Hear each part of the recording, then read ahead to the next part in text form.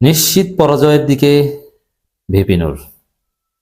VP নূরের জন্য করুণা।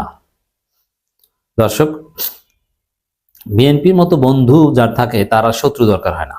ভারতের মতো বন্ধু যার থাকে তার আর শত্রু দরকার হয় না। আওয়ামী লীগকে দেখলেই বুঝেন যে আওয়ামী লীগ ভারতের উপর এত নির্ভরশীল ছিল। সে ভারতের দালালির কারণেই কিন্তু আওয়ামী লীগের এই অবস্থা। সে ভারতে আশ্রয় নিতে হয়েছে, বাংলাদেশে আর তাদের জায়গা নেই। তো বিএনপি একটা ভাইরাস, যেটা আমি বারবার বলি, এই ভাইরাসের সংস্পর্শে যে বা যারা যায় তারা ধ্বংস হয়ে যায়। পরিস্থিতি এখন এরকমই হয়েছে। বিএনপি নামক ভাইরাসে ভিপি নূর শেষ। ভিপি নূর এমনিতেই নিজেই করাপ্টেড, কিন্তু বিএনপি নামক ভাইরাসের সংস্পর্শে আসার কারণে ভিপি নূরের উপর সিভিয়ার ভাইরাস অ্যাটাক হয়েছে। কোনো অ্যান্টিবায়োটিকই কাজ হবে না। ব্লাড কালচার টেস্ট করে নতুন অ্যান্টিবায়োটিক আবিষ্কারও সম্ভব নয়, সময় শেষ। এখন ভিপি নূরের পরাজয় ছাড়া আর কোনো উপায় নেই। দর্শক দেখেন, রেজা কিবরিয়া গণ অধিকার পরিষদের সাবেক সভাপতি, তিনিও একজন সরাসরি বিএনপির প্রার্থী, আর ভিপি নূর তিনিও একজন বিএনপির প্রার্থী। দুইজনেই বিএনপির প্রার্থী, এতে কোনো সন্দেহ নেই। এখন রেজা কিবরিয়া বলছেন, ফিলিস্তিনের রাষ্ট্রদূত বলায় নিশ্চিত হলাম ভিপি নূরের সঙ্গে 3 জায়গায় মোসাদের মিটিং হয়েছে। মোসাদ মানে ইসরায়েলের গোয়েন্দা সংস্থা, ইহুদিদের গোয়েন্দা সংস্থা। তাহলে বিএনপির এমপি ক্যান্ডিডেট এবং ভবিষ্যৎ কাল্পনিক অর্থমন্ত্রী, যদি বিএনপি ক্ষমতায় আসে তাহলে যাকে অর্থমন্ত্রী করা হবে, রেজা কিবরিয়া, সেই বিএনপির প্রার্থী বলছেন যে বিএনপির আরেক প্রার্থী ভিপি নূরের সাথে 3 বার মোসাদের ইসরায়েলের মিটিং হয়েছে।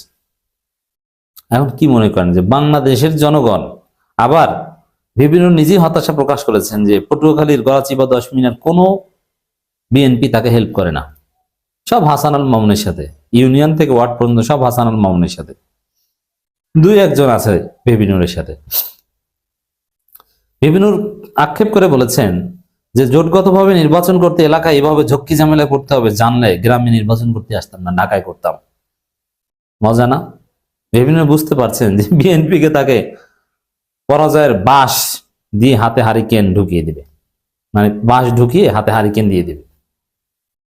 ওখানে জিতবে জামাত জোটের প্রার্থী, সেকেন্ড হবে হাসান আল মামুন। ভিপি নূর থার্ড হতে পারে কিনা সন্দেহ আছে, আপনারা লিখে রাখেন। পচে গলে ছেলেটা নষ্ট হয়ে গেছে।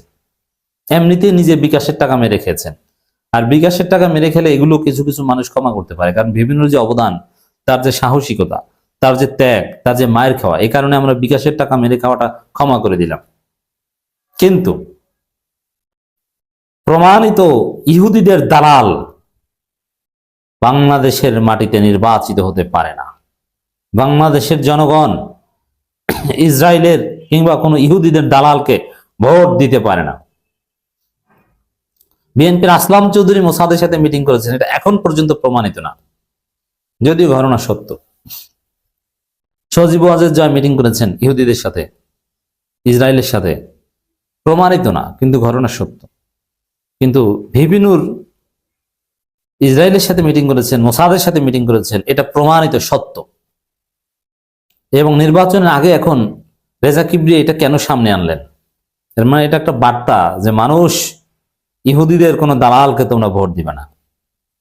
এবং আমরাও এটা বলবো না, যেহেতু গণ অধিকার পরিষদ নাই, গণ অধিকার পরিষদ কিন্তু ভেঙে গেছে, গণ অধিকার পরিষদ চুরমার হয়ে গেছে। এখন এই ভিপি নূর, ওদিকে রাশেদ খানের অবস্থা খারাপ। রাশেদ তো ঘর থেকে ঠিক মতো বের হতে পারে না, ঝিনাইদহে বিএনপির লোকজন রাস্তায় পেলে পিটাবে, এরকম অবস্থা।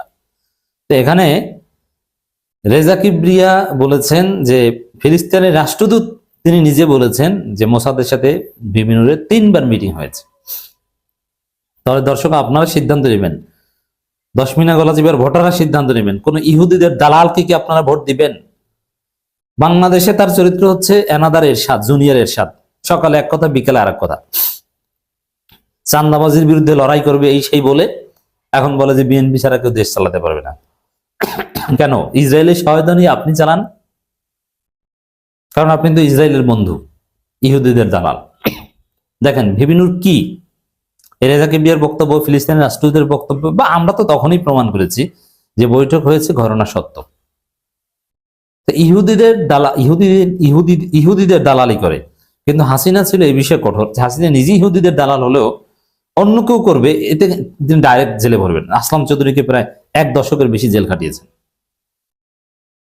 তো এই জায়গায় হাসিনা নিশ্চিত ভিপি নূরকে ধরে জেলে ভরত, যে তুই ইহুদিদের সাথে মিটিং করছো, তুই এখন জেলে থাক।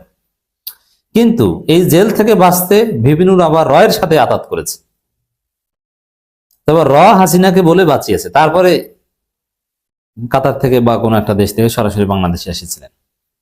তাহলে আপনি চিন্তা করেন, ইহুদিদের দালাল, মোসাদের এজেন্ট ভার্সেস এবং রয়ের এজেন্ট। ভিপি নূর এমন নিকৃষ্ট চরিত্রের যে একই সাথে তিনি মোসাদের দালাল, টাকা নিয়েছেন, একই সাথে রয়ের দালাল, রয়ের ক্লিয়ারেন্সে দেশে এসেছিলেন। তাহলে বুঝুন প্রিয় দর্শক, এই ভিপি নূর কোন গোডাউনের মাল। তাকে ভোট দিবে জনগণ? কখনো না। তিনি সর্বোচ্চ থার্ড হবেন, সেকেন্ড হতে পারবেন না। আমার প্রেডিকশন, পটুয়াখালী যে আসনটায় ভিপি নূর নির্বাচিত করছেন, সম্ভবত গণাজি বা দশমিনা, তো ওখানে জামাত সমর্থিত প্রার্থী এমপি নির্বাচিত হবে। হাসান আল মামুন শক্তিশালী প্রতিদ্বন্দ্বিতা করবেন, সেকেন্ড হতে পারেন। আর ভিপি নূর থার্ড হবেন। নির্বাচনের আগে ভিপি নূর এরকম আরো অনেক অপকর্ম সামনে আসবে। বিএনপি তাকে পরাজিত, বিএনপির সাথে জোটে না গেলে একটা চান্স ছিল, এগুলো গোপন থাকতো। জামাত জানে, যেমন আমি এই কথাটা বলি, আজকে কখনো বলিনি। ভিপি নূর সেই দুবাইতে সাফাদির সাথে যে মিটিং করেছিল, তখন আওয়ামী লীগ বিরোধী কেউ সেই মিটিং এর কথা স্বীকার করে নাই। কিন্তু আমি বলেছিলাম বাংলাদেশে প্রথম না মিটিং করেছে, এটাই সত্য। আওয়ামী লীগের লোকজন বলতো যে মিটিং করেছে মোসাদের সাথে, কিন্তু যেহেতু আওয়ামী লীগ বিরোধী ছিল ভিপি নূর, কিন্তু আমি বলেছি যে হ্যাঁ মিটিং করেছে, এটা সত্য। এখন আমি এটা কিভাবে জেনেছি জানেন? জামাত ইসলামের যে ডিপ্লোম্যাটিক সোর্স, সেখান থেকে আমি জেনেছি সাথে সাথে, এবং ছবি পেয়েছি যে হ্যাঁ ভিপি নূর মিটিং করেছে, এটা সত্য। নইলে আওয়ামী লীগের কথা জনগণ বিশ্বাস করতো না। আমি বলেছিলাম। এটা আবার আওয়ামী লীগের বিভিন্ন পেজে প্রচার করেছিল, আওয়ামী লীগের অফিসিয়াল বিভিন্ন গ্রুপেও এটা নিয়ে আলোচনা হয়েছে। আর আমি জেনেছিলাম কেবল জামাত ইসলামের ডিপ্লোম্যাটিক সোর্স থেকে জেনেছিলাম। আজকে স্বীকার করলাম, জামাত জেনেও কিন্তু জামাত এটা গোপন রাখতো। তো জামাত জোটে গেলে এগুলো তওবা হিসাবে, তওবা করলে হয়তো মাফ করে দিত। কিন্তু বিএনপি আরেক প্রার্থী তো ইহুদিদের দালালের বিষয়টা এখন সামনে আনলো। এখন আমরা, আচ্ছা এই মুহূর্তে আমি কি আলোচনা করতাম যে ইহুদিদের দালাল ভিপি নূরকে ভোট দেওয়া জায়েজ নাই? এই কথা আমি বলতাম। কেন এই কথা বলছি? রেজা কিবরিয়া বলেছেন বলে বলছি।